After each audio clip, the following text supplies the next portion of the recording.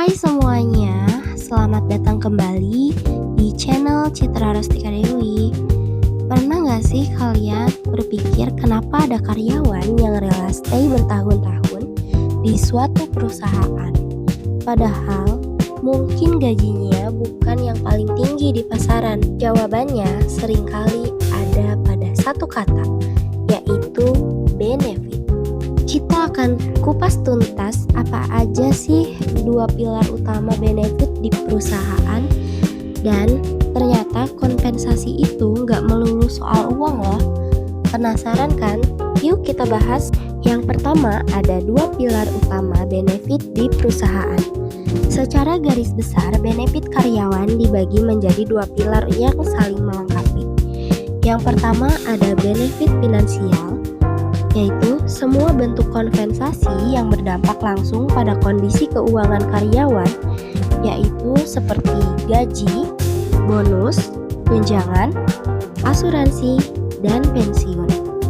Kemudian ada benefit non-finansial, yaitu program dan kebijakan yang meningkatkan kesejahteraan psikologis, kenyamanan, dan pengembangan tanpa transfer uang langsung. Selanjutnya ada benefit finansial dasar, pendapatan dan insentif, yaitu gaji pokok, tunjangan jabatan, insentif kinerja, komisi, dan bonus tahunan sebagai pengakuan kontribusi.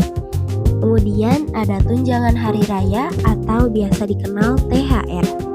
Benefit periodik yang biasanya diwajibkan menjelang hari raya, penting untuk stabilitas ekonomi keluarga karyawan.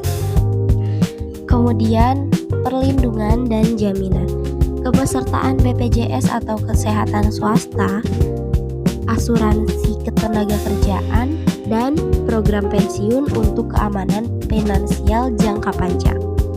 Berikutnya ada fasilitas khusus dan financial wellness, benefit yang memberikan kenyamanan finansial atau layanan khusus untuk kelompok tertentu dan tren modern untuk kesejahteraan keuangan. Yang pertama ada perquisite, yaitu seperti mobil dinas, tunjangan perumahan, keanggotaan klub untuk level eksekutif. Kemudian program pinjaman karyawan, yaitu seperti kredit bunga rendah untuk kebutuhan mendesak. Kemudian ada tren modern atau Earned Wage Access atau EWA, dan akses ke konsultan perencanaan keuangan. Selanjutnya ada pengembangan karir dan lingkungan fisik, seperti pengembangan karir, peluang promosi terstruktur, rotasi tugas, job enlargement, enrichment yang meningkatkan kompetensi dan motivasi. Kemudian ada lingkungan fisik, desain ergonomis, ruang kolaborasi, fasilitas pendukung mempengaruhi kenyamanan kerja dan produktivitas. Kemudian yang terakhir, fasilitas penunjang harian seperti kantin, ruang ibadah, fasilitas olahraga, dan ruang laktasi. Itu membantu kebutuhan keseharian karyawan. Kemudian selanjutnya, fleksibilitas waktu dan lokasi. Otonomi bekerja menjadi benefit bernilai tinggi, terutama bagi tenaga profesional muda, seperti work from anywhere atau hybrid, yaitu kombinasi kerja di kantor dan remote, mendukung work-life balance dan mobilitas. Kemudian yang terakhir, yaitu flex time. Karyawan memilih jam kerja fleksibilitas selama memenuhi durasi kerja, mendukung kebutuhan keluarga dan produktivitas puncak. Kemudian dukungan keluarga dan kesehatan mental. Yang pertama ada benefit berbasis keluarga, yaitu seperti cuti melahirkan berbayar, cuti ayah, fasilitas daycare, atau subsidi penitipan anak mendukung untuk tanggung jawab keluarga. Kemudian yang terakhir ada program kesehatan mental.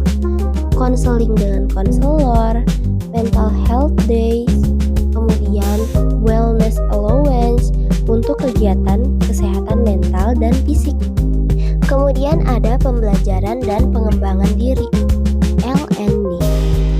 Nah, investasi berkelanjutan pada kompetensi karyawan meningkatkan retensi dan kapabilitas organisasi, seperti beasiswa formal, dukungan S2 atau S3 dengan kemungkinan ikatan dinas untuk pengembalian investasi perusahaan.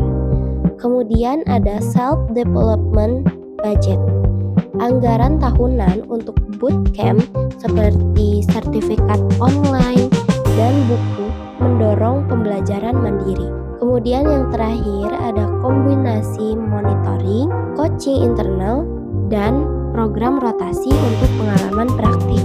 Kemudian berikutnya ada merancang paket benefit yang efektif.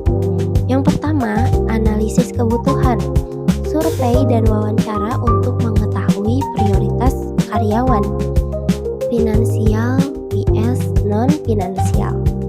Kemudian yang kedua, ada penawaran tersegmentasi sesuai paket untuk generasi seperti level jabatan dan fase hidup. Paket fleksibel meningkatkan relevansi. Kemudian yang terakhir ada evaluasi iterasi, ukur kepuasan retensi dan ROI atau revisi berkala mengikuti tren dan kebutuhan organisasi.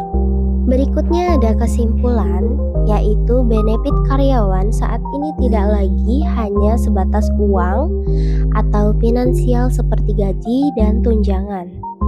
Tren modern menunjukkan bahwa benefit non-finansial seperti fleksibilitas kerja atau hybrid flex time, dukungan kesehatan mental dan keluarga, serta kesempatan pengembangan diri justru sangat menentukan kepuasan dan loyalitas karyawan. Agar efektif, perusahaan juga harus bisa merancang paket benefit yang fleksibel dan disesuaikan dengan kebutuhan para pekerjanya. Nah, itu dia tadi pembahasan kita mengenai berbagai benefit karyawan dari masa ke masa.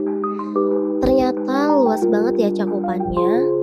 Dari sekadar gaji dan tunjangan, sekarang perusahaan juga dituntut untuk peduli pada fleksibilitas waktu, kesehatan mental, hingga dukungan keluarga. Memang merancang paket benefit yang efektif itu butuh analisis yang tepat agar sesuai dengan kebutuhan tiap generasi pekerja. Kalau di perusahaan tempat kalian bekerja sekarang, benefitnya apa sih yang paling unik atau paling kalian rasakan manfaatnya? Coba share pengalaman kalian di kolom komentar ini. Dan terima kasih sudah menonton video ini sampai selesai. Jangan lupa untuk klik tombol like, share, dan subscribe supaya kalian enggak ketinggalan insight menarik lainnya seputar dunia pekerjaan atau dunia psikologi. Bye-bye.